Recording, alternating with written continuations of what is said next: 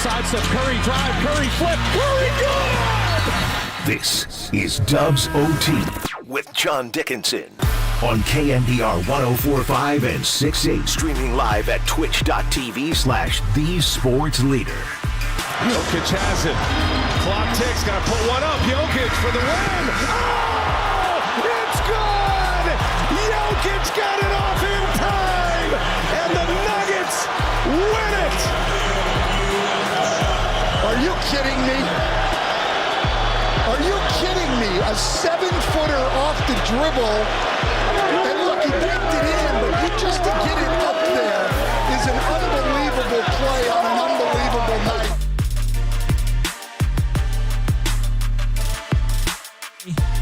Unbelievable play, unbelievable finish, and what a collapse of epic proportions for the Golden State Warriors as the Denver Nuggets come to chase, and they rally over the final 6 minutes, and they beat the Warriors 130-127. This was a game the Warriors led 123-105, and Denver able with their starting lineup to come all the way back, a 25-4 run for the Nuggets to close the game as the Warriors find themselves losing and find themselves not getting themselves back to 500, 16-18, and there are going to be a lot of questions for Steve Kerr following this one. We welcome you in. It's Dubs OT with JD here on KNBR, the sports leader.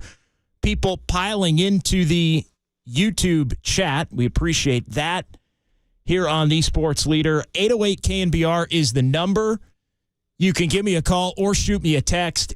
808 KNBR, the Golden State Lumber and Building Materials text line is open as well as the Warriors. I mean, Steve Kerr always likes to say, hey, there's one or two games that a year that you absolutely should win that you wind up losing.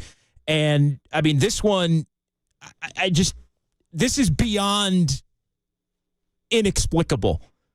And yeah, I know the Nuggets are the defending champions and Nikola Jokic is on an all-time heater.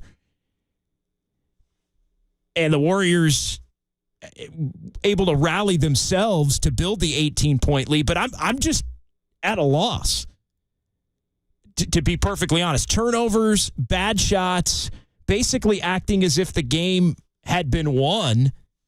There's going to be a lot of questions as to where was Jonathan Kuminga, who really played an important role in helping the Warriors build the 18-point lead, in that he, in the third quarter, with the game tied at 84, he tied it and drew the fourth foul on Jamal Murray, which forced Jamal Murray to the bench. It forced the Nuggets into playing their bench, which is not a very good bench, a real young group together, and that's when the Warriors were able to go on a run at the end of the third quarter and at the beginning of the fourth quarter to push the lead all the way up to 18. It was 84-84 at that point. Warriors wind up with a massive third quarter, 44-24 to go up 13. Going to the fourth, they end up by 18. And the nightmare really started for Golden State at that 6:51 mark. Andrew Wiggins hit a 13-foot jumper at the 6:51 mark, and the Warriors just couldn't do anything right from there on down the stretch. Gordon got going in the paint. The Warriors were giving up open threes, which is something they really did for 2.5 quarters of this game. The Nuggets dominated the paint and were able to climb back in it and get to within striking distance in the final minute and a half. Made it a 2-possession game at 134. Stephen Curry went cold. Klay Thompson went cold. You get the Curry bad pass turnover when you're at least hoping you're going to get to overtime, and nothing worse than overtime in the final 5 seconds. But wow. And then Nikola Jokic, after the Nuggets get a timeout, they throw it into Jokic, and Jokic hits a 39-footer, banks it in with Kevon Looney on him, and the Nuggets wind up with an all-time steal job. Wow. I mean, it just unbelievable collapse. And now you have to wonder, with the Warriors still having games remaining on this homestand, how they bounce back. Like, how do you bounce back from that? because so much of the conversation surrounding the Warriors has been, well, this is a better team. And this is a bright lights team. And this is a team that still can, when they're playing well, compete and contend with anybody in the league. And the Warriors showed that tonight. They showed it in a big-time way. But when you collapse and you lose, it just leads to more questions than answers on a night where I think the Warriors were hoping they would have a lot of answers. So 808 KNBR is the number. It's John Dickinson. It's Dubs OT with JD here on The Sports Leader. A complete and utter collapse of epic proportions for the Warriors. Up 18 with 6:51 to go. They wind up losing this one on the three-pointer by Nikola Jokic at the buzzer, 130 to 127. Let's get to the phones because the people want to talk, and there are going to be a lot of questions surrounding this one. And we'll get going with Julio. Julio starts us tonight here on Dubs OT on KNBR. What's going on, Julio? Hey, John. How you doing, man? Thanks for bringing me on. I have been a Steve Kerr truther since day one, and obviously the man deserves all the accolades, every accomplishment he has, but I truly do think he has lost the team completely this year. Everything seems completely imbalanced. You have Jonathan Kuminga saying the same things in the public in terms of just attitude-wise that Klay Thompson is, and we're at a crossroads. I don't know how this guy can work through it. But, man, Jokic getting us, that's how it feels. We know how it feels now. But that's pretty much it. Thanks for bringing me on. And John Fisher, sell the team. Appreciate it, Julio. 808 KNBR is the number. Again, that is the phone number to give me a call or shoot me a text here on The Sports Later. Golden State Lumber and Building Materials text line. I mean, how do you get Jonathan Kuminga back after this one? I mean, and look, it's not all about Jonathan Kuminga, but Jonathan Kuminga goes to the bench late in the third quarter in his normal rotation, doesn't see the floor again, was making an impact on this game, and then you wind up losing the game. So if you've got Jonathan Kuminga complaining about not finishing a game on Christmas in Denver when really he didn't play all that well tonight he's got a major case to be made. And the one thing that you're hoping if you're Steve Kerr is if you don't go back to Jonathan Kuminga, you're at least going to win the game, and at certain points looked like they were going to win the game by double digits. And so now, among the laundry list of problems that Steve Kerr has, he risks losing a young player that really did put a positive imprint on the game and probably at some point in the final 4 minutes deserved to be back out there. And Steve Kerr went in a bunch of different directions. Brandon Podziemski was out there. He was riding a hot hand. And then when the game got tight, he wanted to go to his stabilizers, but his stabilizers weren't necessarily the players that were playing the best on this night. And I think he thought that was at least going to get him to the finish line. And then the thing snowballed.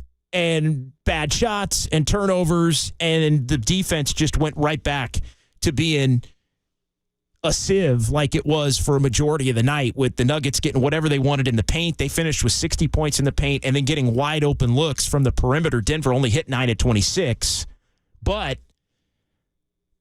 they were getting enough open looks to where it was helping them get back in the game. They were getting to the free throw line 25 of 29. I mean, again, this is catastrophe for the Golden State Warriors, and it comes at the absolute worst time where it feels like this entire season is basically hanging on by a thread. 808 KNBR, the number. It's John Dickinson. It's Dubs OT with JD here on The Sports Leader. Let's continue on the phone lines and move to Ray. Ray in San Francisco joins us here on The Sports Leader. Hey, Ray, how are you? I'm good, John. What I saw in the last quarter, and I basically blame Kerr for it, they're playing good. They get an 18-point lead. So what do? They stop playing the way they were when they were doing good. They try to run the clock down to the last second on every possession. They end up taking a terrible shot, or they don't even get a shot off. Why would you change when you're playing so good, and then you just try to stall it out? To me, that was horrible. Yeah, it really was. It was. And thanks for the call, Ray. I think at that point you're thinking a couple of stops, a couple of buckets, and you'll see teams do that, but they're able to hit the stabilizing bucket, or they're able to get to the free throw line as Stephen Curry did get to the free throw line to stop the initial 13-0 run.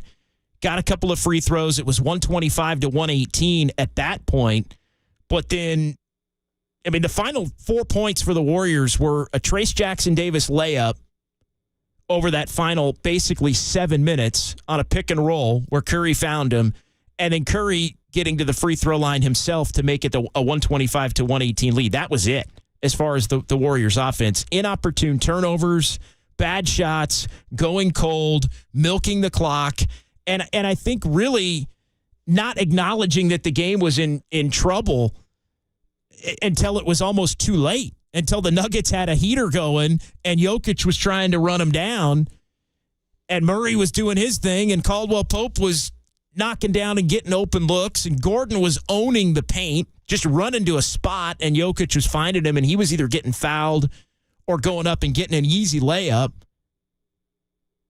Gordon finished with 30 in this one.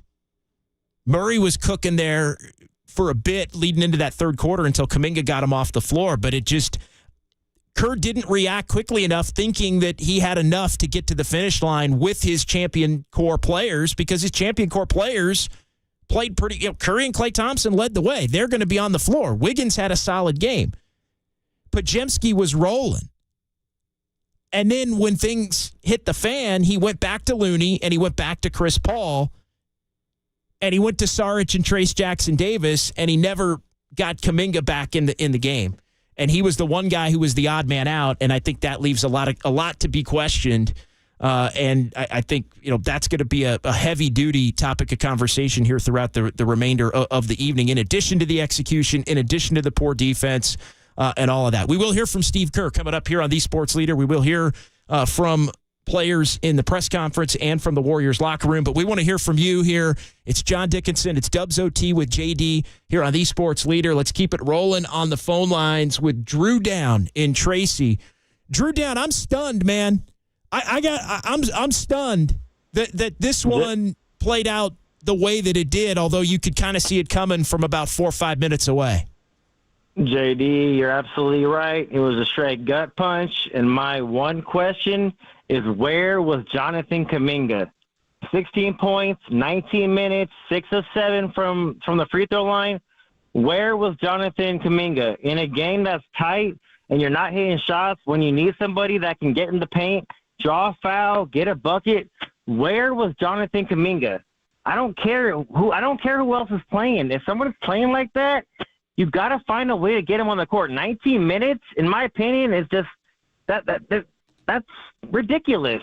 There's no way, and with the way he was playing, and especially the way he was hitting from the free throw line, in a tight game where you could use somebody who could draw fouls or get to the bucket, even if they're not in the bonus, you can draw fouls eventually. You got Klay, Curry, Paul, other guys who are money from the line. For him to only play 19 minutes is, to me, it's inexcusable. But at the end of the day, the game was tied. We had the ball with 26 seconds, 24-second shot clock. I'm sorry. People might not want to do this, but that turnover by Curry is just 100% inexcusable. You cannot turn the ball over when you have a chance, at the very least, to get to overtime. I love Curry. There's been a lot of times lately where late turnovers and lazy one-handed loopy passes have cost us. You can't do that. Just inexcusable. But that hurt us. But my main takeaway was, where was Jonathan Kuminga? Thank you, JD. Yeah, no, it's absolutely a fair question. And look, the only thing I can do until we hear from Steve Kerr, who is at the podium right now in the Bill King interview room over at Chase Center, the only thing I could try to do right now is try to trace some semblance of thought process and reasoning behind it. He went out with his normal sub, and when he went out, the Warriors finished the quarter strong, the 44-24 quarter, to lead by 13. They then pushed the lead to 18. And I think at that point, Kerr thought that the game was probably within a minute or two of being over. And then, but I don't know why once the Nuggets start cutting into it, he doesn't go back to Kuminga. I really don't. Now, I will say this. Wiggins was playing well. He had Podziemski out there with Steph Curry and Klay Thompson. He wanted to have Looney out there as well to try and combat Jokic, although I think you could make the case, why with the Nuggets inbounding the ball, where they were inbounding the ball, would you not maybe put somebody different on Jokic in that particular spot? Although, again, incredible 39-foot bank, all-time Hall of Fame shot by Jokic, and he banks it in to boot.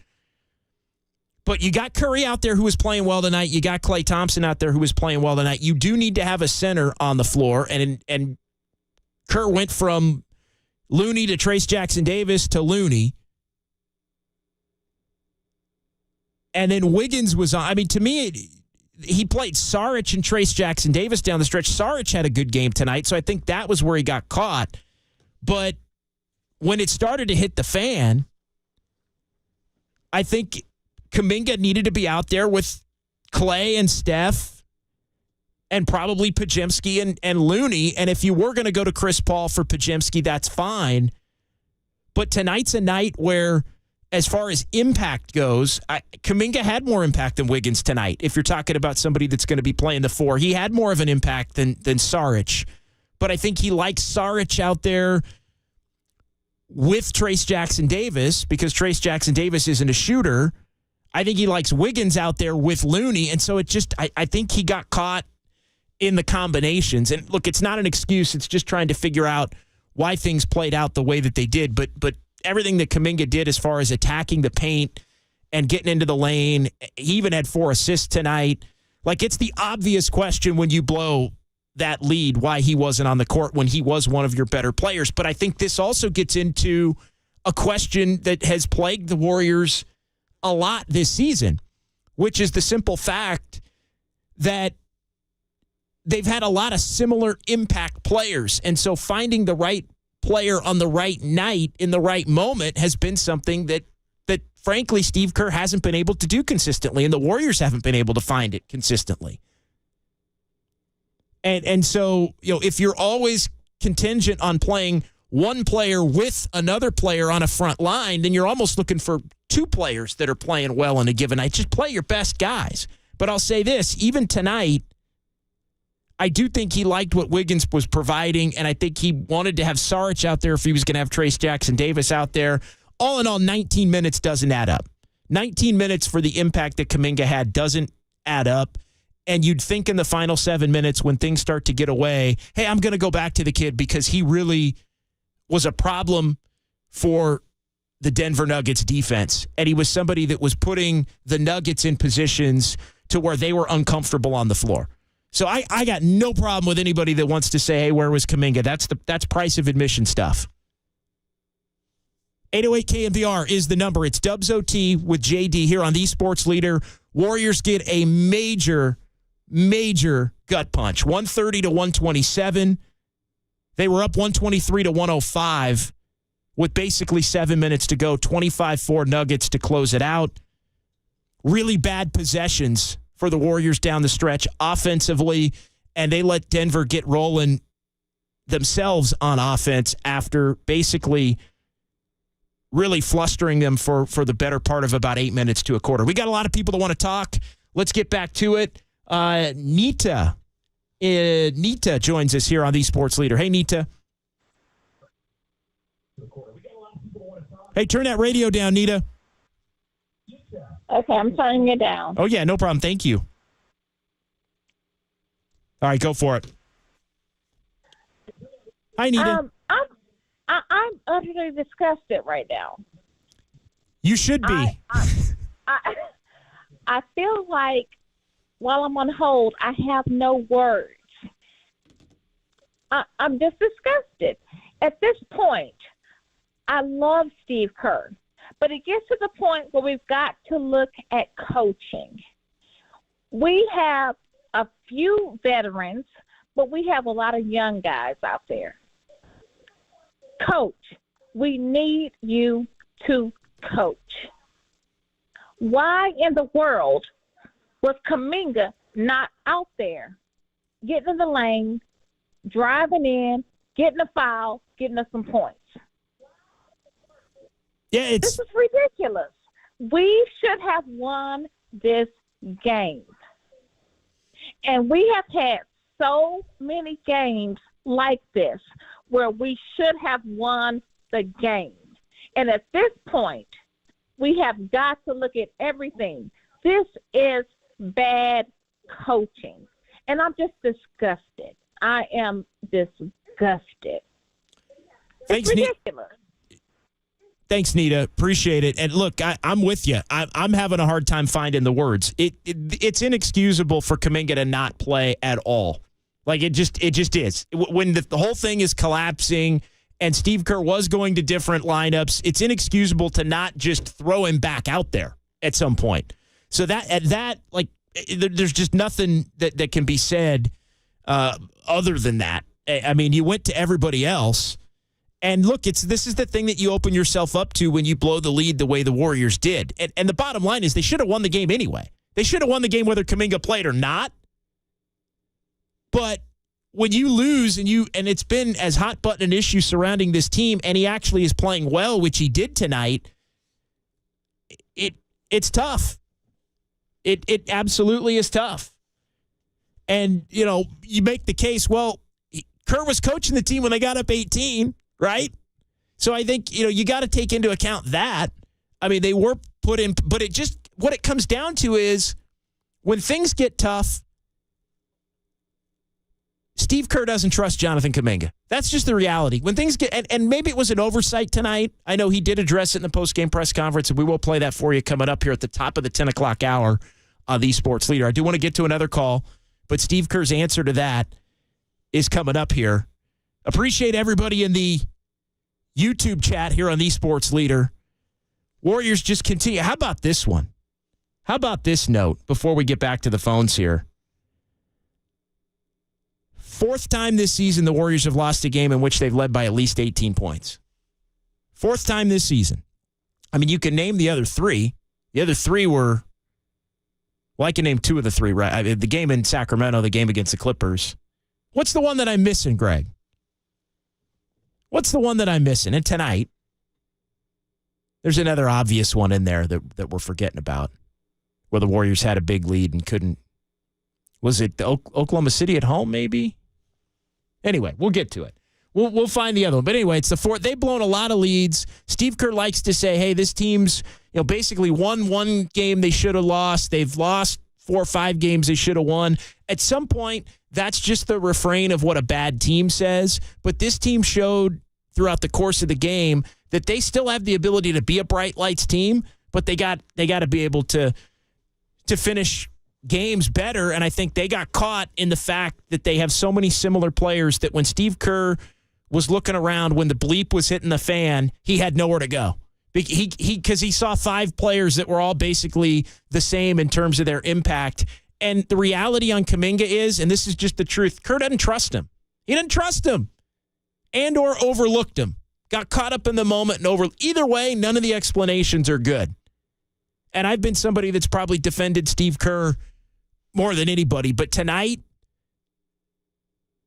it's where everything that's been festering around your team winds up catching up with you in a really bad way, and now it leaves you wondering, how do you bounce back? And the Warriors are going to have to bounce back in less than 24 hours because they're playing Detroit at Chase tomorrow night. 808 KNBR.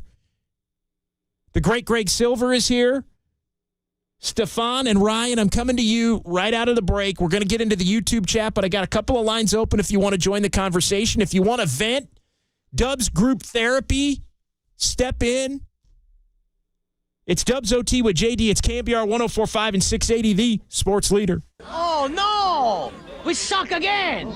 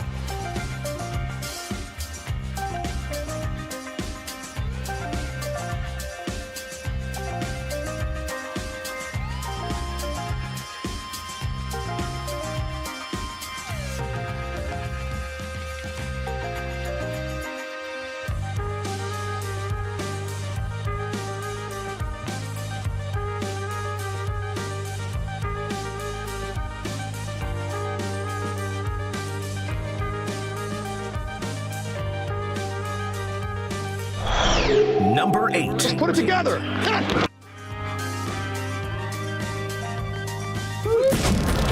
Home of the NFL playoffs. Playoffs? You kidding me? KNBR and KNBR FM. Playoffs? San Francisco. This is KNBR, and this is Dubs OT with John Dickinson, streaming live on YouTube at KNBR 1045. Denver can tie or take the lead. Gordon riding a season high right now. Watson in the corner, good save. 6 to shoot, Jokic now. Šarić on him. Jokic drops the shoulder and ties this game at 127. The Nuggets have covered an 18-point deficit. TNT on the call. Warriors lose 130 to 127. Nikola Jokic silencing Chase Center tonight with a 39-foot bank three at the final horn, capping a 25-4 Nuggets run. Warriors now 16-18 on the season. Missed opportunity to get back to 500, and now the Warriors are going to have to win the next two just to get back to 500 tomorrow against Detroit, Sunday against Toronto. But tonight we're talking about this one and reacting to it. 808 KNBR is the number. Give me a call or shoot me a text there. We will hear from Steve Kerr coming up, but a lot to discuss following this Warriors collapse. And it was another night where Stephen Curry and Klay Thompson led the way in a good way. 30 points from Stephen Curry, knocks down 5 of 12 from 3. Klay Thompson, 4 of 10 from deep, 24 points. And you waste it, and you lose. You get 16 from Jonathan Kuminga, but he doesn't play the final quarter and a half. And you wind up with the most inexplicable, stunning, just breathtaking free fall of a ball game when it looked like it was going to be one of the signature wins, along with maybe the Boston game a couple of weeks ago at Chase, of the season. So if you're leaving Chase, we got you covered here on the Sports Leader. 808 KNBR if you want to vent. If you're angry, if you're done, if you're distraught, whatever your emotions are tonight, tonight's about emotions. Here on the Sports Leader, I think there are a lot of Warrior fans that are fed up. Stefan in San Francisco gets us rolling here in this segment on the Sports Leader. Hey, Stefan. Hey, thanks for having me on. I'm going to keep this short and sweet, just like Kerr's leash he has for Kuminga. We already know what just happened. 19 points or 16 points. He's on a roll. He's not taken out. It's part of a trend. Moody's already in the doghouse. Again, what's it going to take for Kerr to realize he needs to play the hot hand, give these guys consistent minutes? I mean, come on. This is ridiculous. He's already ruining half the New Year's resolutions when it comes to drinking already. We're already 4 days into the new year. Unbelievable. And another thing, when the Warrior fans, they wake up tomorrow, they're going to watch ESPN. They're going to realize just how bad this is. Everybody but Kerr's going to realize this, because this is exactly like that Curry game winner against OKC with the Mike Breen double bang. This is exactly it. If Kerr doesn't wake up after this, I'm sorry, but we're going to have a talk. Thank you. No, appreciate the call. I think a lot of Warrior fans are already there. And look, I mean, it's not so much that he took Kuminga out, it's that he didn't put him back in. That's, again, taking him out, everything was normal as far as the rotation. It's just on a lot of nights where he's playing as well as he has, you'd go back to him and he'd probably finish the game, or he'd at least get 5 or 6 minutes in the fourth quarter. You didn't even maybe need to finish the game if you put him back in at the 7 or 8 minute mark when things are starting to slip away a little bit. And maybe he's able to get to the free throw line or get an easy bucket or stabilize. I mean, that's the bigger picture issue for tonight. The Warriors should have been able to win this game anyway. But the bigger picture issue off of this loss, in addition to everything that comes with the fact that, all right, now you're 2 under instead of even. You wasted good Klay and Steph games. That's not good. The other bigger picture macro issue is you really run the risk of continuing to lose a player like Jonathan Kuminga in moments where he's playing some of the best basketball of his career. And I think that's the unfortunate part, because Kuminga was frustrated 2 weeks ago when things were going well, and he didn't play in a game down the stretch after he basically had been asked to do, and he didn't play as well in that game He didn't play half as well in that game as he did tonight. He played a lot better tonight than he did in the game on Christmas. But he was frustrated, even though he wanted to be out there finishing that game, to not be finishing this game when he had played even better, and basically to have Steve Kerr go to everybody else that had seen minutes on the court tonight except him when things got tight. That doesn't bode well. And look, there are people in Kuminga's ear, and Kuminga's, I think, frustrated on his own by it. I think Kuminga is a pretty thoughtful individual to where he really wants to help this team and really believes he can help this team. And I think it's something that crushes him when when you lose and you think, not only think, but know you could help because you had been helping, and then you don't get tapped on the shoulder as everything's burning to the ground around the team. I mean, I was not necessarily surprised that Kerr didn't go back to him at the 6-7 minute mark. I was surprised that when it got to about the 4-minute mark and you're looking up and it's a 6-point game, that Steve Kerr didn't go to him when he'd been going to everybody else. So that is going to be the overarching question. But again, the Warriors should have won the game anyway. And we'll run down what went wrong for Golden State offensively over those last 6:51. But the reality is it was just as bad defensively to get up 25 points in basically half a quarter. They allowed Denver to get comfortable again. And Denver was comfortable for a good chunk of this game. The first 2.5 quarters, they were comfortable. But then things had flipped, and they flipped back in a big way, and the Warriors had no answer. All right, 808 KNBR, let's keep it rolling. Ryan in Brentwood is next here on the Sports Leader. It's Dubs OT with JD following an unbelievable, catastrophic collapse of a loss. What's going on tonight, Ryan? Hey, how's it going? Doing all right. At a little bit of a loss for words, which is saying something for me. I can usually talk my way out of a lot of things.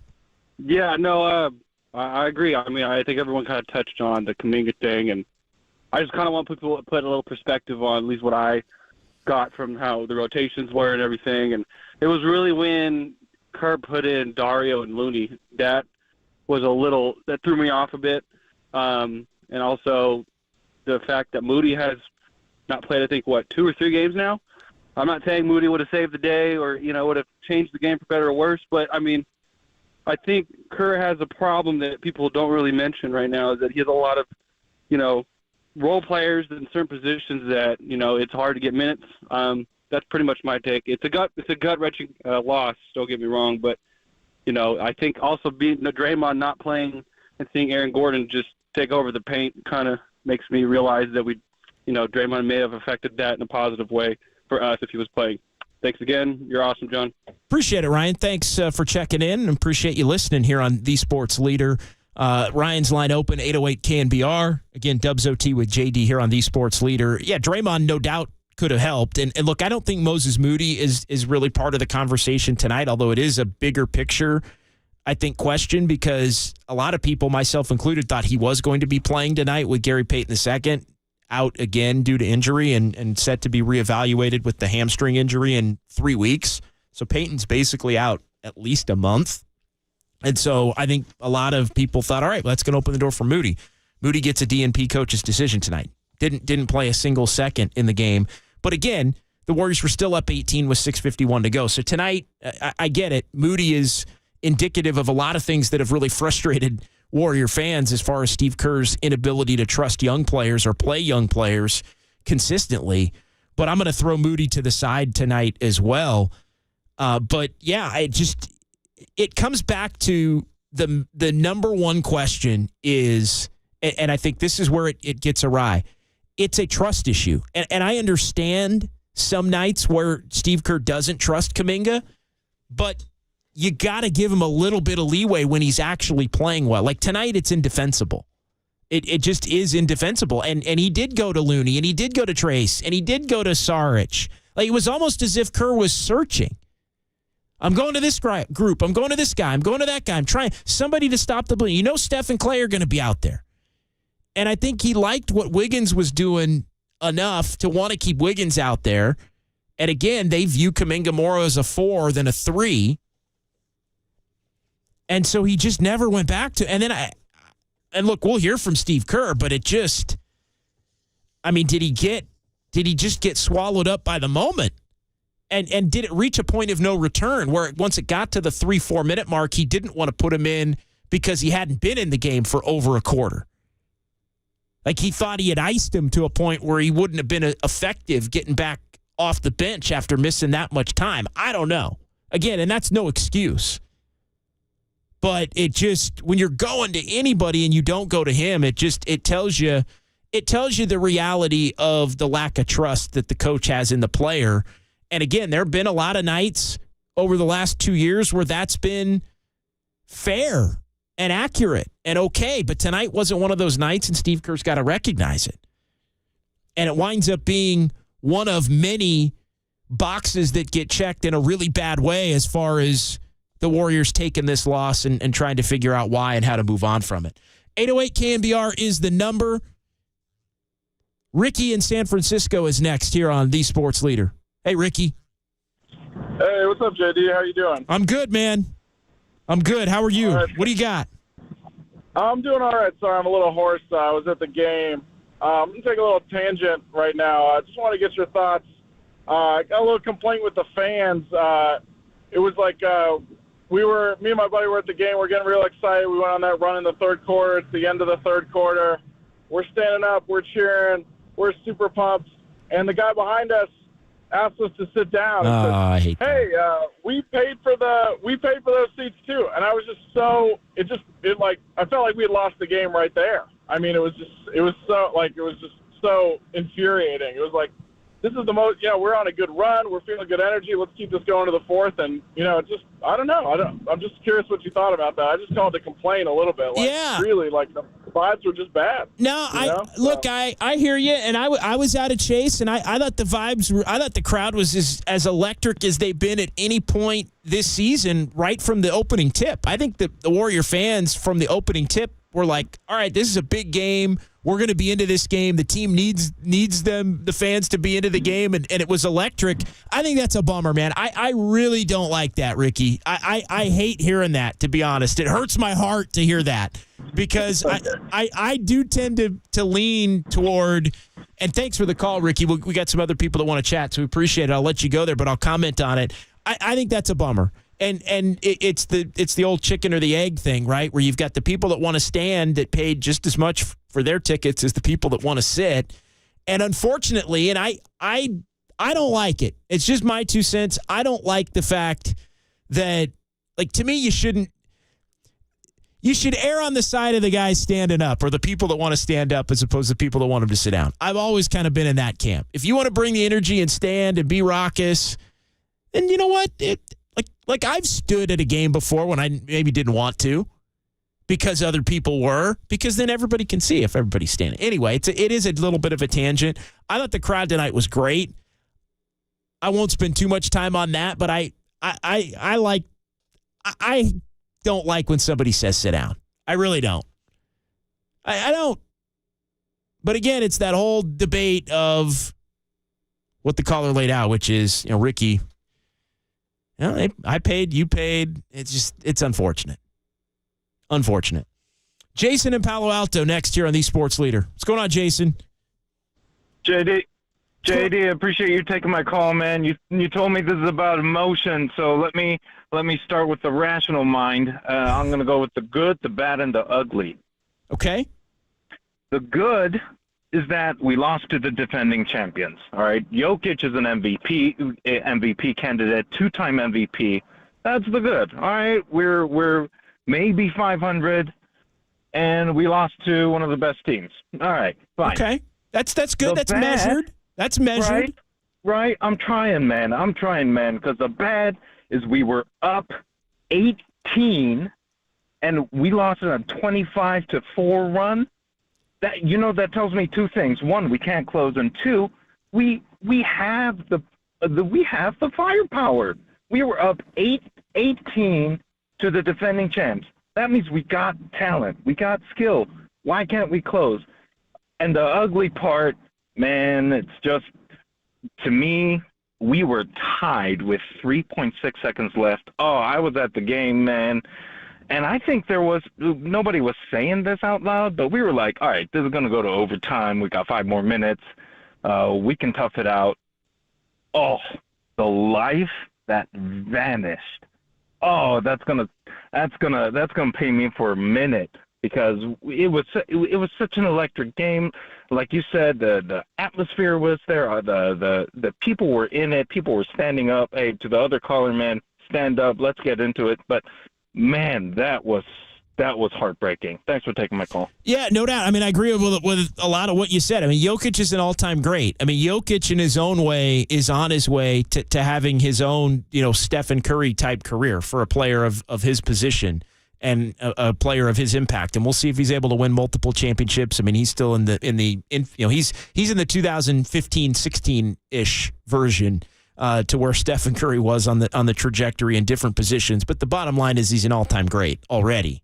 And he's only going to continue to get better and move up the list. So, yeah, I mean, you tip your hat at that point when he does what he did. And it was, as the prior caller had alluded to, it was kind of a Curry in Oklahoma City kind of a moment for him to knock down that shot and sort of have one of those regular season add to the legacy of an all-time great player kind of moments. But, yeah, this team can't close. They can't. It's the 4th time they've blown an 18-plus point lead. They cannot finish games. They've played 27 clutch games, and they're 13-14 in them. I mean, they've basically kicked away 5.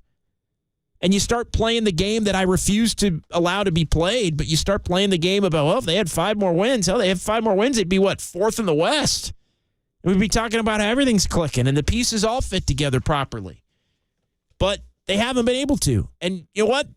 Bad teams and mediocre teams and average teams can't close games, can't execute, can't find the right combinations, can't pick the right player to trust in the right moment. It's frustrating, and I think it's especially frustrating for Warrior fans because they're used to all-time greats of their own coming through in those situations, like Steph Curry and Klay Thompson. And now they're not able to, and some of these other younger players on the come have been able to do basically to the Warriors what the Warriors had done to the league for a long time. And so I think it's especially stunning in that sense. 808 KNBR is the number. It's Dubs OT with JD here on the Sports Leader. Warriors lose to the Nuggets 130-127. An 18-point lead with 6:51 to go goes away, and the Warriors now fall to 16-18. Andrew Wiggins hit a 13-footer with 6:51 to go. Jokic with a hook shot, cut it down to 16, and then the Warriors, Klay Thompson missed a layup. Kevon Looney missed a putback. Got it back, kicked it out to Steph for a 3. He missed that. Then the Warriors got a stop. Jokic missed a 7-footer in the lane. But then Gordon got an offensive rebound, couple of free throws, just like that, 18-14. Then a Curry miss, and Gordon hit a 3 to cut it to 11. And right there, basically in a minute and a half, 18 was down to 11. The Warriors called a timeout.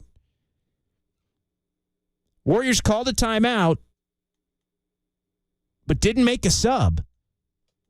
Didn't make a sub at that timeout. Podziemski was in the game, stayed in the game, got a shot blocked by Aaron Gordon. But then Gordon cleaned up the offensive glass off of a Porter missed 3 to cut it down to 9. And Warriors were immediately in trouble there. Still no subs. Wiggins misses a 3. Murray missed a 3 going back the other way. But it was the offensive glass down the stretch in the final 6 minutes that hurt, with Jokic getting another offensive rebound. Hit Gordon. Gordon was fouled. Couple of more free throws, and that's when Dario Saric came in.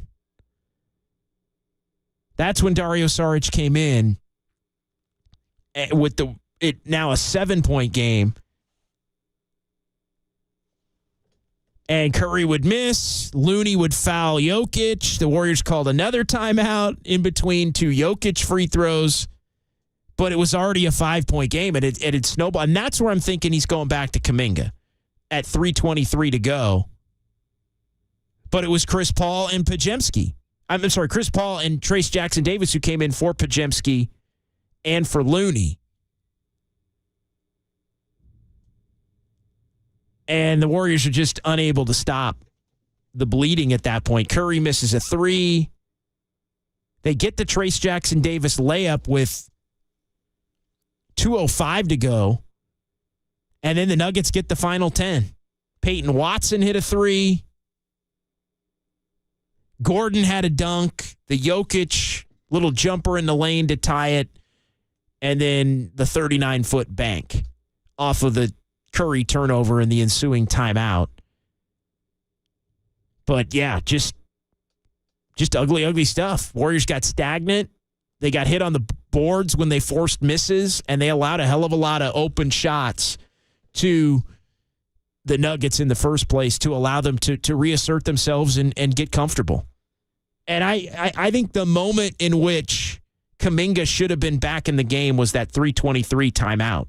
And he went to Trace Jackson-Davis at that point, and he went to Chris Paul at that point. And I think then you might as well,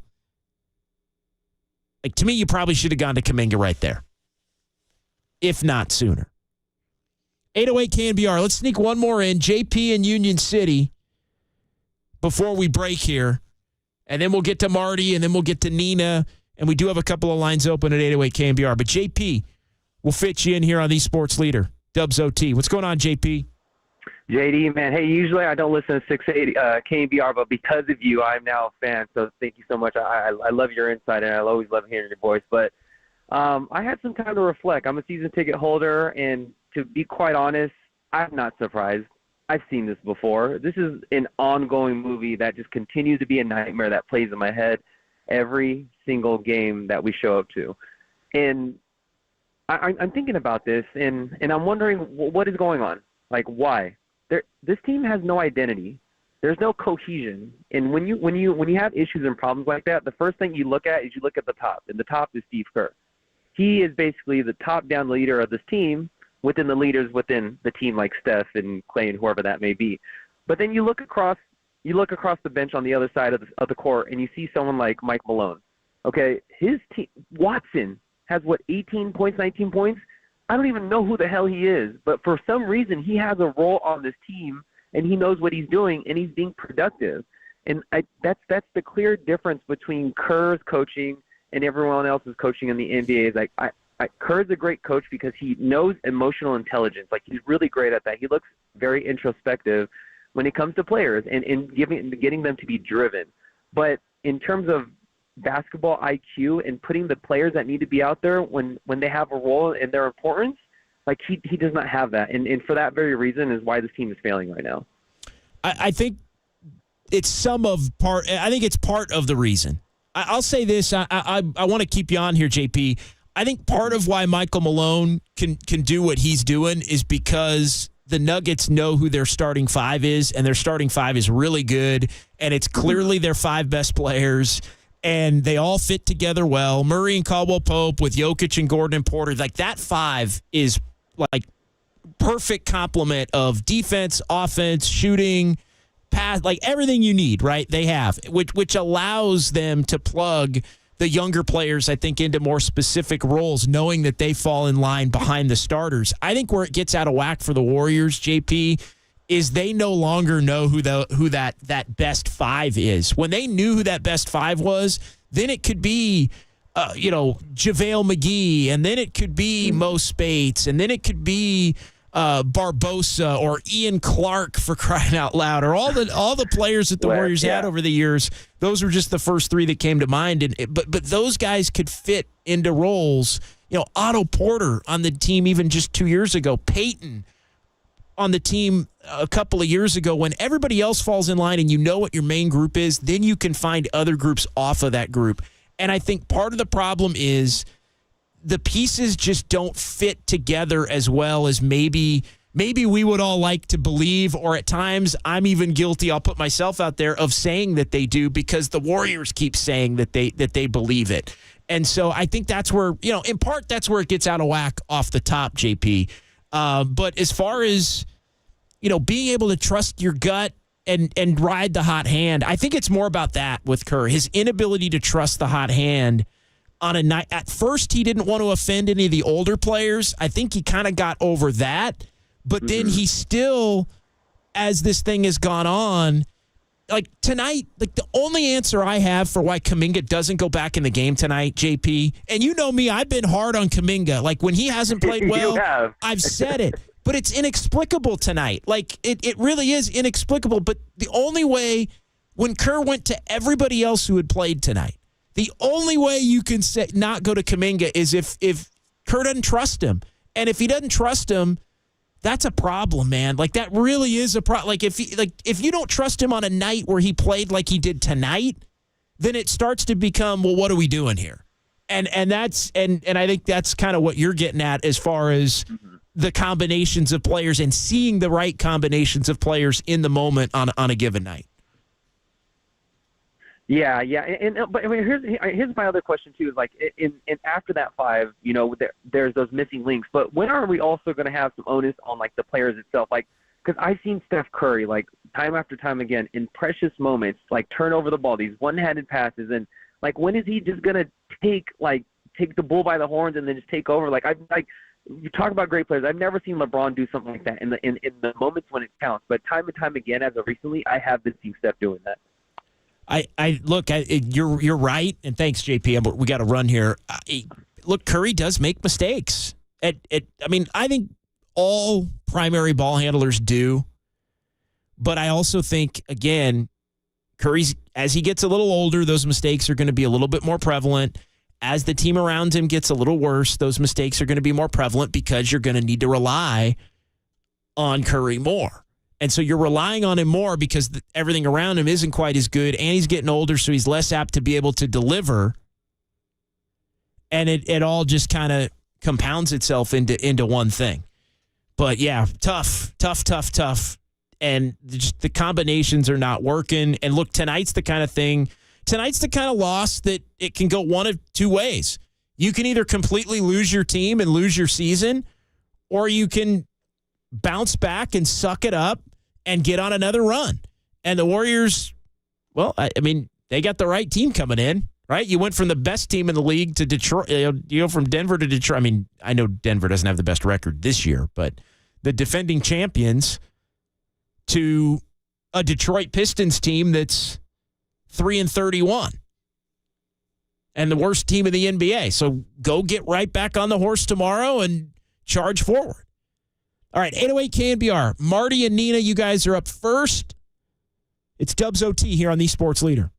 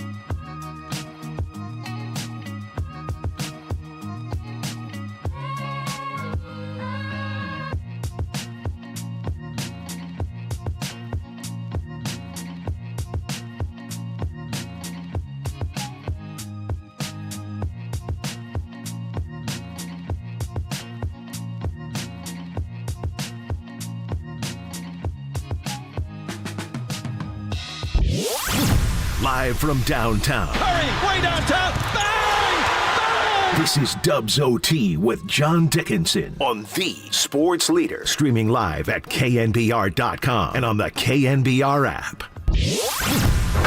Did you hear something? Yeah, like a swoosh. Yeah.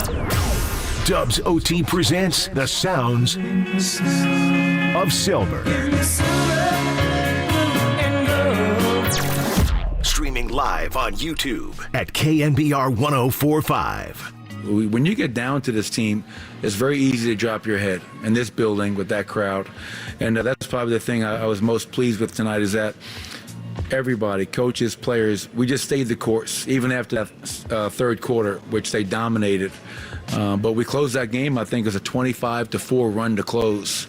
And you don't see that happen to that team in this building very often. So very proud of our group for staying with it.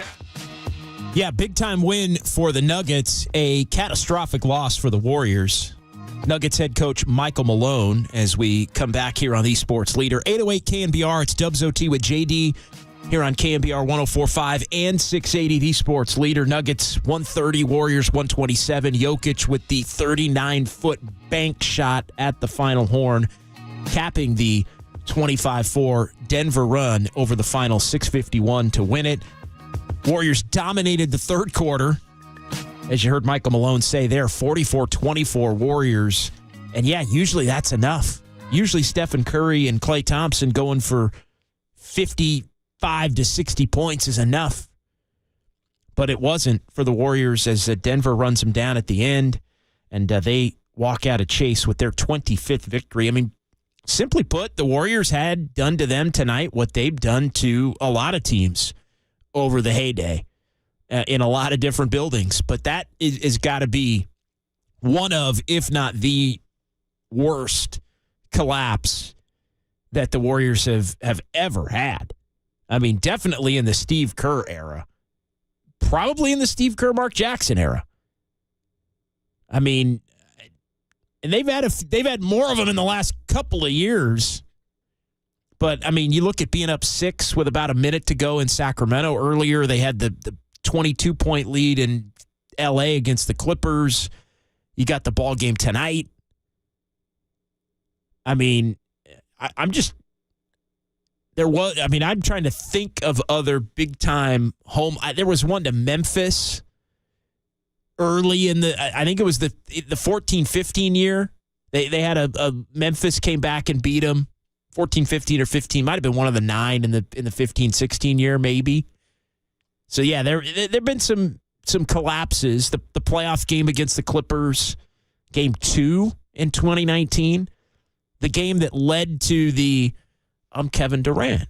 You know who I am. The game that led to that because Durant wasn't really doing much those first couple of games, and then he went and scored 50 or whatever in game 3, just dominated. But that was the whole, I'm not messing around with Patrick Beverly. I'm Kevin Durant. You know who I am. That was after the Warriors blew that lead in the 19 game 2 of the first round against the Clippers. But reacting to this one, why didn't Jonathan Kuminga play? That's coming up in Sounds of Silver. We'll hear Steve Kerr's explanation. I've tried to decipher without hearing Steve Kerr's postgame press conference because we've been on the air here at the Sports Leader what Coach Kerr might have had to have said. We'll see if in my 4 or 5 attempts whether I've been able to lock in on what the answer was. But people are frustrated, and rightfully so. Just inexcusable to lose a game that way, even against the defending champs who came into Chase. They got the champion's blood thing going. I mean, you could just hear it in Michael Malone's voice. Just the poise, the calm, the never out of a game, the ability to do things in that building that other teams haven't been able to do. And the Warriors haven't beaten the Nuggets since they eliminated the Nuggets in the 22 first round. And that was a much different Nuggets team, obviously, with Jamal Murray and Michael Porter Jr. not playing. But the Nuggets swept the Warriors last year in 3, and they have beaten them in 3 out of 3 to begin this year. So 808 KNBR if you want to vent. 808 KNBR if you want to join the Dubs OT group therapy session here on the Sports Leader. All right, YouTube and Twitch. Well, let's go to the YouTube chat, and then we're going to get into Sounds of Silver, and we'll get Steve Kerr's explanation for what the heck happened in the fourth quarter, what happened over the final 6:51 and why Jonathan Kuminga was not on the court at all at any point. Going into the chat, a lot of fire. Kerr is one in the chat. That was one of Curry's worst turnovers. That from Rebel to Sounds. Couple of Curry choked. Oaktown and my family. Rebel Jokic hit a lucky shot. I mean, call it what you want. It was a hell of a shot. I mean, call it what you want. Look, the all-time greats hit those, and we've seen Steph Curry do it in the Bay for over a decade. We've seen Klay Thompson hit, quote-unquote, lucky shots. No way they should have let him come back from 18 down. Yeah, 123 to 105 with 6:51 to go. Drew down. That turnover is inexcusable. Yeah, the Curry turnover was really bad. Enrique Rivera, the defense was bad for 2.5 quarters, letting the Nuggets get whatever they wanted in the paint. Nuggets really hit the Warriors on the offensive glass over the final 7 minutes and really were able to get, it was really Aaron Gordon that had his way and fueled the rally. In the paint, on the glass, getting to the free throw line, all of those things he was able to do. A lot of people wondering about Kuminga. And yeah, I mean, it's indefensible. A lot of people frustrated with the Curry turnover. And look, Steph will have some of the most inexplicable, ugly turnovers as you'll see, and that was just the wrong moment. Did Kuminga even play in the third quarter? No, Kuminga did play in the third quarter. He started the third quarter. Started the game, started the third quarter, and had what I was prepared to come on the program with tonight as one of the... I thought the subtle key moment of the game was with the Warriors down 84-81 in the middle of the third quarter. Kuminga had an and one on Jamal Murray that turned into Jamal Murray's fourth foul, and Murray had to leave the game. And so Jamal Murray leaves the game with his fourth foul, and he was starting to get going in that third quarter, and it was back and forth, basically teams exchanging buckets, and the Warriors finished the quarter 23-10 with Murray off the floor in foul trouble. It ends up being a 44-24 quarter, and Kuminga was out there for the beginning of that run. Now, he wasn't out there for the bulk of that run and wasn't out there at the start of the fourth quarter, but I think Steve Kerr was planning on going back to him, I have to believe. And then they got up 18, and I think he thought, well, I'm going to put him in, at some point maybe if I take everybody else out.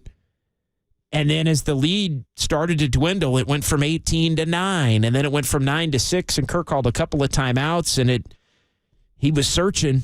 I mean, we ran through all the players that did go back into the game in the time that he didn't put Kuminga back out there. Whew. And, I mean, it's tough.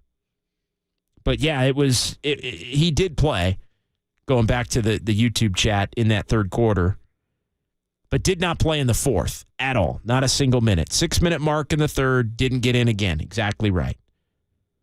CP3 supposed to be a closer. This is on him. Erwin Kwong. Yeah, Chris Paul was not good defensively down the stretch. And that's the conundrum that the Warriors face. It's that they have offensive players who aren't good defensively. They have defensive players who aren't good offensively. Steve Kerr has players on the guard line and the front line that he likes playing paired with others. And so you're almost having to sub pairs. He hates the Wiggins-Kuminga combination on the front line, which I don't think you can blame him. They were a -7 together in the first half when they played together, and in the first two stints, actually, when they played together. So, yeah, you can understand that. Jimbo trade Kuminga now because Kerr has no use for him. I wouldn't be surprised if there's something that leaks in the next 48 to 72 hours that Jonathan Kuminga's requested a trade. I would not be surprised in the least because he was frustrated when he had been playing well but didn't play well on Christmas. Now he doesn't even, doesn't play tonight. They lose. He played a lot better tonight than he did on Christmas. I wouldn't be surprised if this has a big-time negative impact on the whole Kuminga-Warriors relationship, to be perfectly honest. Yeah, it's Drew down. And J.K. sitting the entire fourth quarter is a joke. Yeah, Curry was cold in the fourth quarter. Uncle Looney chiming in. Appreciate everybody on the YouTube stream. We'll get to more of those coming up here on the Sports Leader. 808 KNBR, let's get back to the phones. Nina in Texas joining us here on the Sports Leader. Hey, Nina. Hey, JD, I had to chime back in. I have to tell you, I have literally never called into a station, and I've called in twice tonight. Oh. This is crazy. Like, this is absolutely crazy. It gets to the point where this is coaching. This is coaching. We have a few veteran players out there and young guys. Kerr, you've got to coach them. You have got to coach them to the finish line. And he's not doing it. There is a reason why this team has gotten to the end of the line with just about every single game that they've lost. It's coaching. And I'm just disgusted by it. I can't believe it. Thanks, Nina, and appreciate it. And usually we only allow one call per show, but we'll make an exception for Nina tonight, who joins us from Texas, and it was just that kind of night. Yeah, it's finding the right combinations is the problem. And I saw this one pop up on the YouTube chat, and it basically is the gist of it was basically, well, if you can't trust Kuminga tonight, like, when can you ever trust him? I mean, he played well, you were up, and I kind of agree. All right, let's get to Sounds of Silver. We'll bring in the great Greg Silver. 808 KNBR. Still phone lines open. Appreciate everybody on YouTube. We will get into some of the numbers, although not a lot of them are fun. Our Fun with Numbers segment here on the Sports Leader. Greg, how are you tonight, sir? That's an interesting question, JD. I'm happy to be working with you. I'm happy to be in the station, and I'm happy to be doing a killer job with great people. I can't say that was an enjoyable game to watch, at least in the last 10 minutes. Why did I even think it was going to maybe just be a step on the throat kind of night? Like a little old school, you know? Yeah, I thought Denver would make a run. There's no, I thought Denver, I didn't think when they were up 18 that it was just they were going to push it to 25. I mean, those days are long gone, especially against a team like Denver. But I thought I wasn't surprised it got to 11. I wasn't even surprised that it got to 6 or 7. But that's where I thought, okay, the Warriors are going to hit a shot. It'll go back to 10. Maybe it gets back to 6. It goes back to 9. And then it ends up in that 6 to 10, 7 to 11 range. But the Warriors got swallowed up by the momentum. They took some bad shots. They missed some open shots. They had some turnovers. They had fouls on rebounds. They gave up offensive rebounds. They allowed Denver to get in the paint again. They gave up some open threes. I mean, it was just a night where the momentum started to swing, and the Warriors just couldn't turn it back. And when you go 651 and you score 4 points, and the 4 points are a Trace Jackson-Davis layup off a pick and roll from Steph Curry and 2 free throws from Steph Curry, you're hurting. I mean, the Warriors have had more droughts than I think anybody's used to over the years, but that's about as bad as it gets in terms of being unable to find offense. No, and I mean, you're right, JD, and it's not like they were getting a bunch of good looks and missing open looks. They weren't even getting good shots off. It ended up being, and yes, I'm going to pull this one for our lovely, loyal listeners when there's not much else positive. It was gutless. It was a pretty gutless finish, to be honest, to the end of it. So really bad. Let's get into some sounds. I want to hear, and I know I let you set these up, but I do want to hear from Steve Kerr on Kuminga. I think we have to start there. Yeah, absolutely. Yeah, that's where we're going to start. I'll let you set the rest of that up as much as you want to. Well, it's going to be Steve Kerr when asked about why Kuminga didn't play. I know that's been a big topic of the show, and a lot of us are a little confused by it because, like you said, JD, if you couldn't trust Kuminga tonight, then when are you going to trust him? Let's hear it. Kuminga looked like he was giving you a good scoring boost in the first half. What went into the decision not to have him play in the... Yeah, he was playing great, and his normal time to go back in would have been around the 5-6 minute mark. And Wiggs was playing great, and we were rolling. We're up 18, 19, whatever it was. And so we just stayed with him. And then at that point, it didn't feel, like it was the right thing to do. He'd been sitting for a while. So I stayed with the group that was out there. And obviously, we couldn't close it out. Wow. Okay. That's actually more underwhelming than I thought. I thought there was going to be a little more substance. I mean, the first part I get, probably would have put him back in maybe around the 7. He probably would have put him back in right around the point in which it was an 18-point game, right around that 7-minute mark. And so I understand at that point, like I'll even give Kerr the benefit of the doubt because everything was on the normal rotation up until that point. And then they were up 18, and so I think what he was thinking was another 2 minutes, and this game's over, and I'm going to take everybody out, and I'll put Kuminga back in at that point as one of the younger players that are going to basically finish the game. I guess I'll give him that. It's funny because Wiggins was playing. I think Wiggins was playing well enough then, but Wiggins didn't really play well at the end. Like Wiggins was just a non-factor in those final 6 minutes. So I'll even give the benefit of the doubt. All right, you didn't put him back in at 7, but you got to get him back. You got to look at who are my guys who have sparked things tonight. And Kuminga was one of those guys. So to me, when it gets down to 6-7, you got to throw him out there and just roll with it. And if you lose with him, at least you avoid the question that you got there in the postgame press conference because that one's going to dog Steve Kerr because it's already been such a hot button issue. And there are already, now it's going to, here's what's going to happen now, Greg. Now it's going to shift back to fair or unfair. It's going to shift back to, well, Kuminga was right on Christmas. And Kuminga's just speaking the truth. And so, it tends to have the ability to go off on these wild extremes with Kuminga. I think this is only going to be another one. Like I said, it wouldn't surprise me in the least if at some point here in the next week, there's a Jonathan Kuminga's requested to be traded leak. Well, you said it earlier in the show, JD. He complained when things were going well, when he was doing everything that he was supposed to be doing. And they were winning. 5 in a row.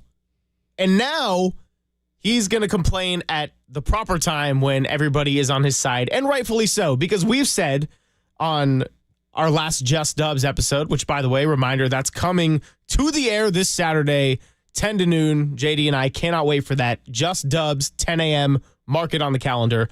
We said the good version of Andrew Wiggins is probably more reliable than a good version of Jonathan Kuminga. And tonight, Kuminga did outplay Wiggins, even with Wiggins being solid. So I don't really get it.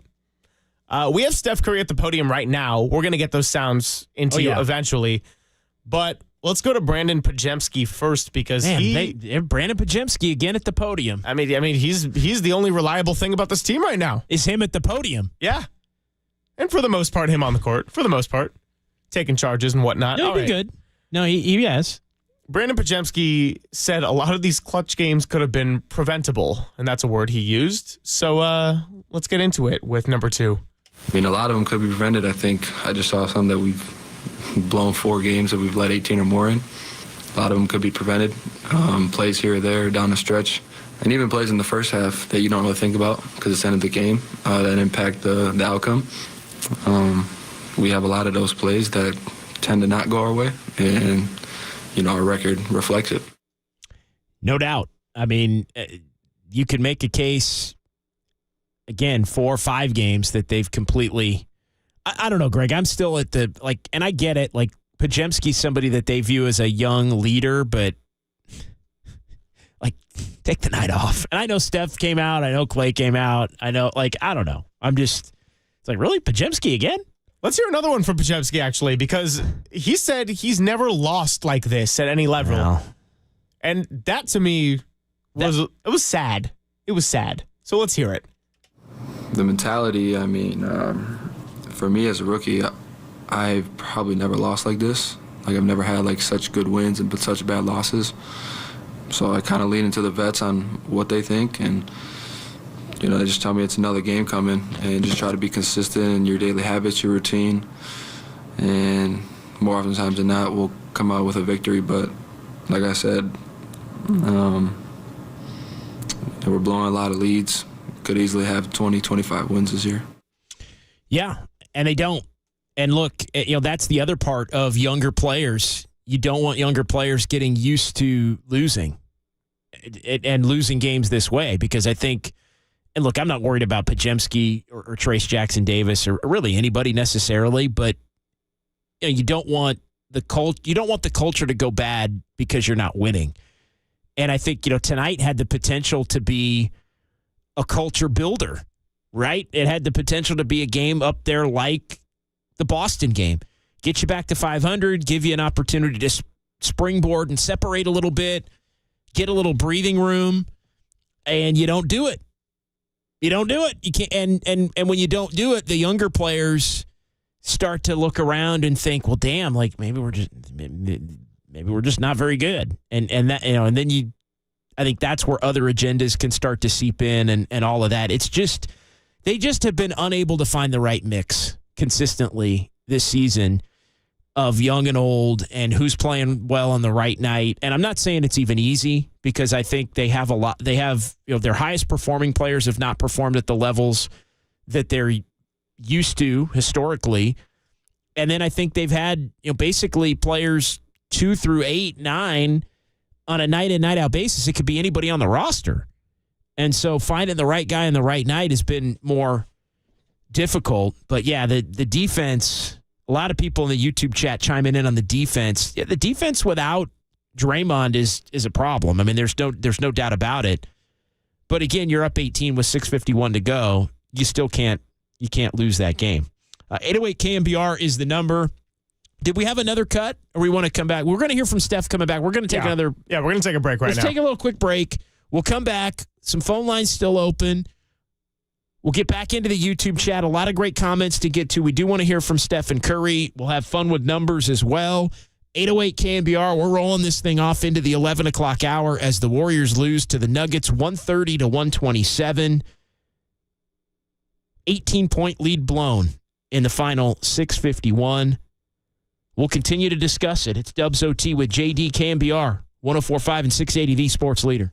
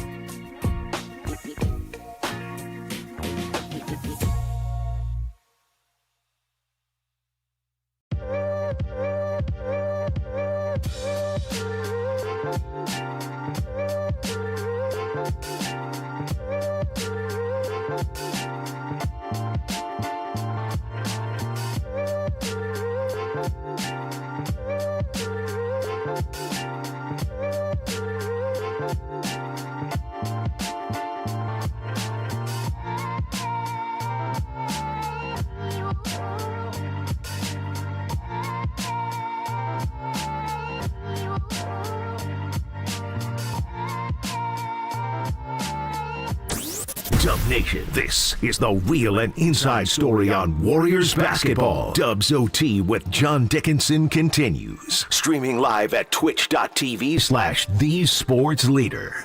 We weren't getting a great penetration. Earlier in the game, we were getting a lot of pocket passes, from the perimeter and then playing kind of 4-on-3, 3-on-2, and we didn't get any of those. They really tightened up, and so we had to take a lot of contested shots, and just, they buckled down. Like I said, I give them credit. All right, Steve Kerr in the aftermath of a catastrophic collapse. Warriors outscored 25-4 in the final 6:51. From 18 up to a 3-point loss, 130-127 over at Chase. Tonight, we welcome you back. It's Dubs OT with JD here on KNBR, the sports leader. 808 KNBR, still some time to sneak in a couple of calls. We really appreciate everybody who joined the program right off the top. The first 45 minutes to an hour were just on fire with people wanting to react. And we really appreciate everybody on the phone lines at 808 KNBR and the Golden State Lumber and Building Materials text line as well here on Dubs OT as we continue to establish this thing that began back at the end of November. A couple of things in the YouTube chat before we have some fun with numbers. We also want to hear a couple of cuts from Stephen Curry, so we probably are going to end up with an extended edition of Sounds of Silver here tonight on Dubs OT. But, going back to the YouTube chat, a lot of Warrior fans sick tonight. A lot of Warrior fans sick tonight. People talking about the free throw line. Look, the Warriors fouled tonight. Like, there was nothing about a bad whistle or anything like that. Nuggets got to the free throw line 29 times. It was part of the reason why they were able to win the game. But I don't think tonight's not a night when you're up 18 with 6:51 to go that you want to complain about the officiating or complain about the whistle. Chris Paul was rough defensively, and the 2 point guards together has not been something that's really been all that effective for the Warriors defensively this season. When Steph and Chris Paul have been out there together, like the offense at times has been pretty good. But there are times where that has really made the Warriors vulnerable. Mike V, does anyone think the Warriors win that game in overtime? Yeah, I think they could win the game if they get it into overtime. No doubt about it. I mean, you'd love to at least have the opportunity, the chance to find out. I mean, that's just I think it's up there with the worst loss in the Kerr era. I really do. And no Kuminga when you basically are tapping everybody else on the shoulder down the stretch to try and figure out who's going to be able to come back into the game. I mean, it's baffling. And this is somebody who has defended on some nights the fact that Kuminga hasn't played, because I think there have been a lot of nights where it has been the right decision, but tonight was not one of those nights. He put a real positive imprint on the game tonight, and it was just, Douglas Mike's pointing in on the YouTube chat, it's even more puzzling considering he was hitting his free throws. Now, Douglas Mike did add Looney out there to close is amazing. When you've got Jokic, though, on the court, you're going to have a center, whether it's Trace Jackson-Davis or Kevon Looney. And again, it comes down to, and this has been a big theme of the show, it comes down to, because I think the underlying issue that Steve Kerr has, he has players he trusts and he has players he doesn't trust. And Kuminga is not in the fully trusted category when the bleep starts to hit the fan. Fair or unfair, I think that's just reality. Now, we could talk, and we have spent the better part of the last 90-plus minutes on the fact that it's not the right call, and it burned the Warriors tonight. But he puts Trace Jackson-Davis in. He puts Saric in. Puts Chris Paul in. Takes Pajemski out. Takes Looney out, puts Looney back in. I will say, as far as the final possession, where Jokic hit the three, the Nuggets, after they got the Curry turnover, actually botched the timeout. The Nuggets, they get Curry, bad pass, Murray gets the steal. Murray starts to dribble the ball up the court, which means when the Nuggets called timeout, they had to inbound it in the backcourt. they basically had to inbound it from where they called the timeout because Murray had advanced. Now, if Murray had gotten the steal and immediately called timeout, they could have advanced it. But because of Murray trying to dribble it, they had to throw it in. You could make a case that Looney shouldn't have been, and the Warriors could have gone with a Kuminga or could have gone with a bigger, more of a wing on Jokic, knowing that Jokic probably wasn't going to hurt you on the interior in that situation with only 3.6, knowing that they had to go the length of the court. And Gordon inbounded it to Jokic. So basically at that point, Jokic is a guard, so you could guard Jokic with a guard or a wing, basically a forward. And so, again, that's quibbling maybe a little too much about a 39-foot banker that was just an incredible shot and make or miss league, maybe even a lucky shot. But you could have had a different option in the final second there if you really wanted to. But as far as like down the stretch, you're going to have a center out there. You're going to have Looney or Trace Jackson-Davis on the court. You're going to have Stephen Clay on the court. You were going to have Podziemski or Chris Paul on the court. So that's 4 spots. I think what it really comes down to is, at what point do you go away with Wiggins? What point do you go away from Wiggins? And they even played Saric a little bit at the 4 in that stretch. But yeah, I mean, you add it all up, and it's just as catastrophic, as bad as it gets. Rich Ray, no way that we would have won in overtime. You never know. You never know. Again, you'd like to have the shot, but no, you have seen how that goes. Usually the championship team that rallies in the final minutes like that does go on to win the game in overtime. And we've seen the Warriors over the years do that, although the Warriors, even with their greatness, had not been a good overtime team. All right, Joey in Pittsburgh, 808 KNBR. Joey is next here on Esports Leader. What's going on tonight, Joey? Hey, how you doing, dude? I'm all right, hanging in. It's a sad affair because nobody's afraid of the Warriors anymore. I mean, that's what I'm seeing. I mean, they can't close. Everybody knows it. Your Jonathan Kuminga, I understand what you're saying offensively, but I don't trust him as a basketball player, as a complete basketball player defensively. He's a little out of control. Yeah, maybe we let him roll, but, I mean, the Warriors just can't close, man. And I hate to say this, I love Klay Thompson, but it's reminding me a little bit of Brandon Crawford. It's like, when do we let it go, man? It's not the same cat. He's not the same cat. And he has one good game out of 5. I think he's hurting us. It pains me to say that. I love the guy. Could not have won championships without him. But the Warriors are a mess, and I really don't know where to start to fix things right now. Yeah. Well, but no one's afraid of him. I mean, New Orleans is better. Minnesota's better.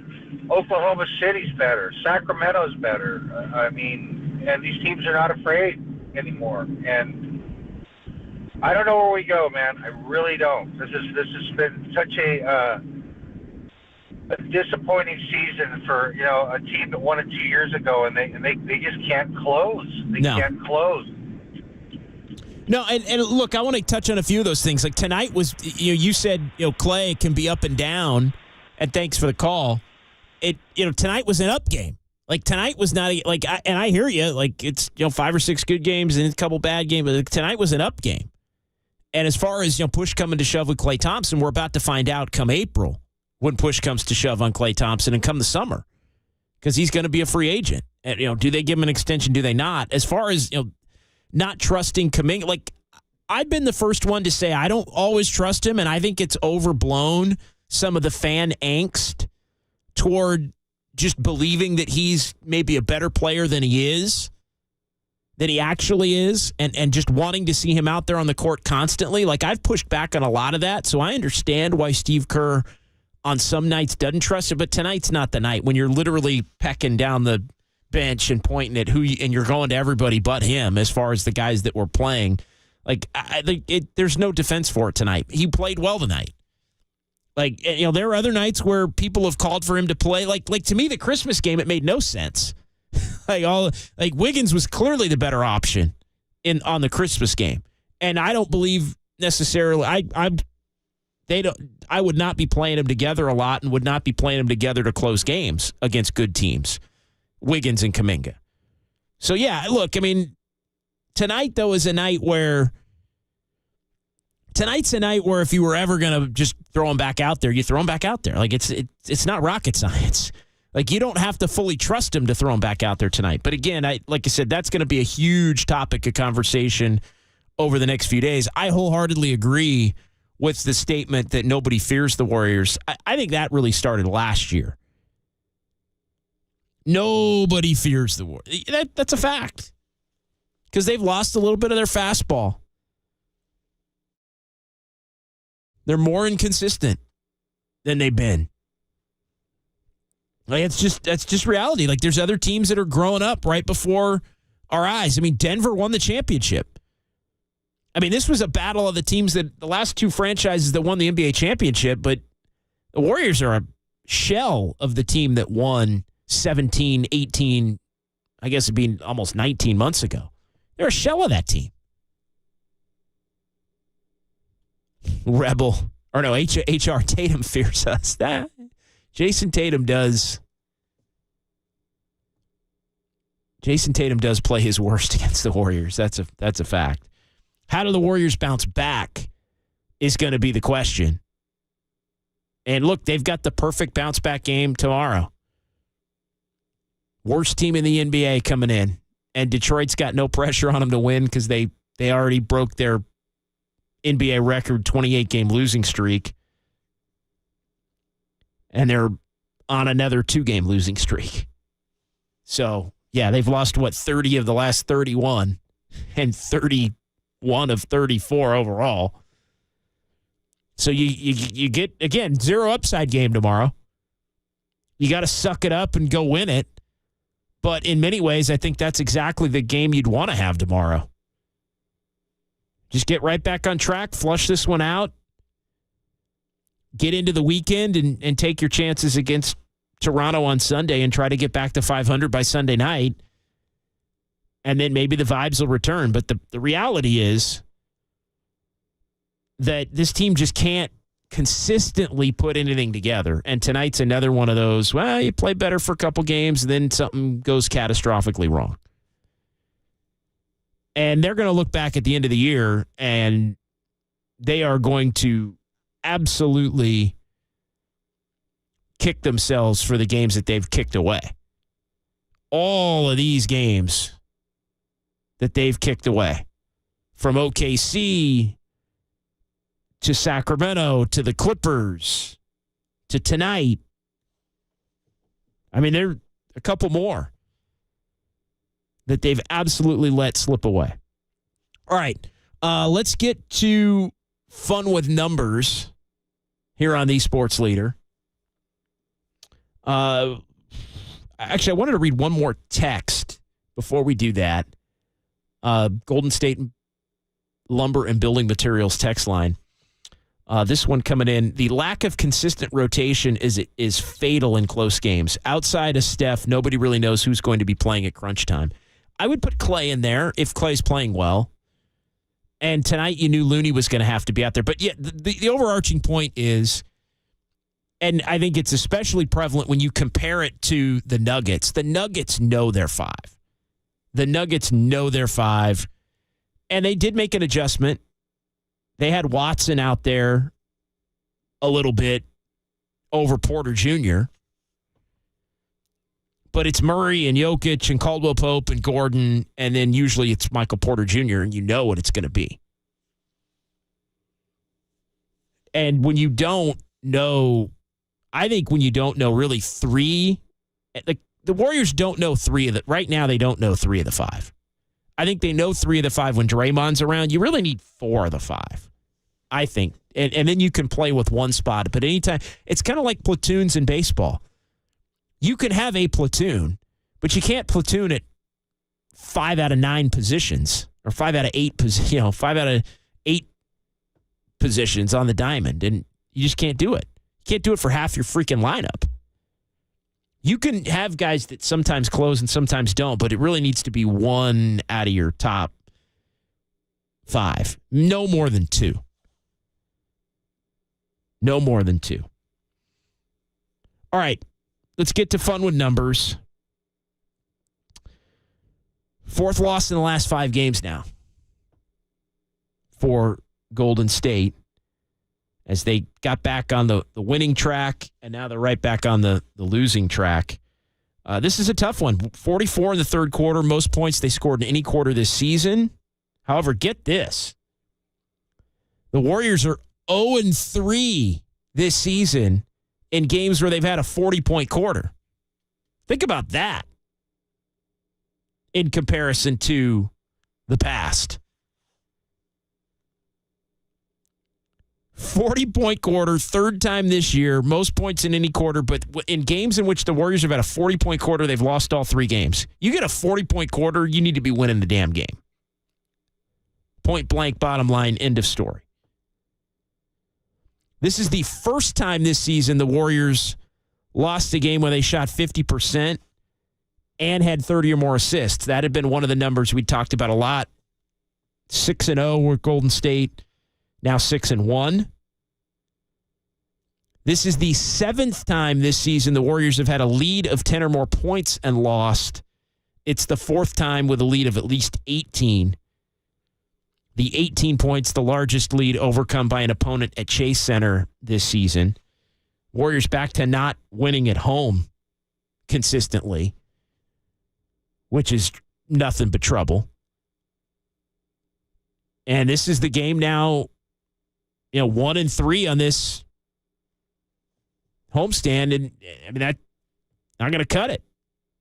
I mean, it really is having some of the vibes of that 1-5 that they had back in November that really threw things off in a bad way. So, yeah, Warriors back to not getting the job done on the Chase Center hardwood as they fall now to 10-9 at home. They're 16-18 overall. Half game out of 10th in the West. The Lakers have dipped under 500 now at 17-18. So mediocrity starting to seep in there in the 10-11 spots, but the Warriors would not be a playoff team if the season ended today. Some individual numbers. Man, Steph 30, Klay 24, and it's crazy to say because the Klay numbers have been, when Klay plays as well as he did tonight offensively, you feel like, damn, it really needs to be a win because you aren't as sure that the next game is going to provide the same level of production. Kuminga, 16 points, 14th straight game. He scored in double figures. I thought this was one of his better games of the stretch. He's had 15 or more in each of the last 3. And that's pretty much it as far as the positive numbers go. But no, the ugly numbers for the Warriors are 4 points in the final 6:51. And they get outscored 25-4, and a Trace Jackson Davis layup was the only field goal. Couple of Curry free throws, Trace Jackson Davis layup, and that's it. Jokic hits a 39-footer. 25-4 to close the game with the Warriors up 18. But Denver also scored the final 10. So it's 25-4 overall, but the Warriors were up 127-120 with 2:05 to go when Trace Jackson Davis did hit that layup. And the Nuggets get the final 10 from that point to prevail 130-127. Again, their sixth consecutive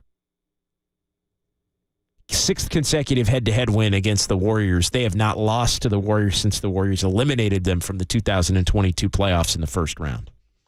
All right, that'll do it. Appreciate everybody who called in tonight. Appreciate everybody on YouTube and Twitch. A lively YouTube chat tonight, as it always is. And really some great phone calls tonight, right out of the gate. People leaving chase, people fired up, people ready to talk. Let's keep that rolling tomorrow. Let's keep that rolling on into the weekend here as we got a couple more Dubs OTs coming up tomorrow right here on the Sports Leader. Sunday, following the Warriors and the Raptors right here on the Sports Leader. And then we've got the debut of Just Dubs. Everybody on the YouTube chat, Just Dubs, 10 to noon Saturday. My guy Greg Silver will be joining me for that. A lot of phone calls. San Jose Jazz fan wants a gutless.